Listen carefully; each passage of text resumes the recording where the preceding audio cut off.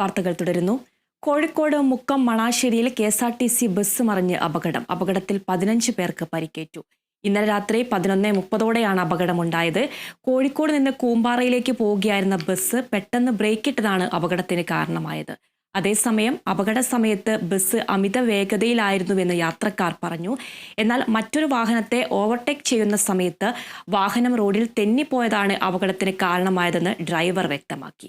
മൂലമറ്റം ഡിപ്പോയിലെ ബസ്സാണ് മറിഞ്ഞത്. ഫ്രണ്ടിൽ 2 കാറുണ്ടായിരുന്നു. അതിനെ ഓവർടേക്ക് ചെയ്ത് ഞാൻ കയറി പോന്നു. അത് കഴിഞ്ഞ് അടുത്ത സ്റ്റോപ്പ് വന്നു കഴിഞ്ഞപ്പം എൻ്റെ വണ്ടിയിൽ നിന്ന് ആള് ഇറങ്ങാനുണ്ടായിരുന്നു. ആളെ ഇറക്കി വിട്ടപ്പോൾ അതിലൊരു കാറ് എന്നെ ഓവർടേക്ക് ചെയ്യുകയും ഫ്രണ്ടിലിട്ട് ചവിട്ടി എന്നെ കയറ്റി വിടാതിരിക്കാൻ വേണ്ടിയിട്ട് കളിച്ചിങ്ങ് പോരുകയും ചെയ്തു. അതിനുശേഷം കുറച്ച് കഴിഞ്ഞപ്പം ഈ കാർ സ്പീഡിൽ അങ്ങ് പോരുകയും ചെയ്തു.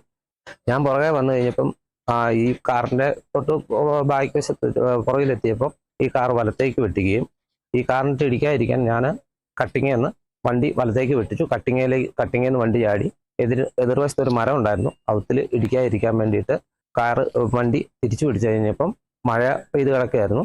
ആ സമയത്താണ് വണ്ടി നിന്ന് കട്ടിങ്ങിൽ നിന്ന് കയറുകയും വണ്ടി നിന്ന് വലത്തേക്ക് മറിയുകയും. വണ്ടി ഇവിടുന്ന് കോഴിക്കോട് ഭാഗത്തു നിന്ന് വരികയാണ് മുക്കത്തേക്ക്. അപ്പോൾ വണ്ടി ഭയങ്കര കുറച്ച് സ്പീഡിലായിരുന്നു.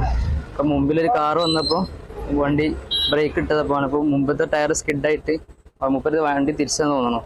അപ്പോൾ അങ്ങോട്ട് മറിഞ്ഞ് വീണതാണ്. ബസ്സിലൊരു 20ൻ്റെ ഏകദേശം അടുത്ത ആള്.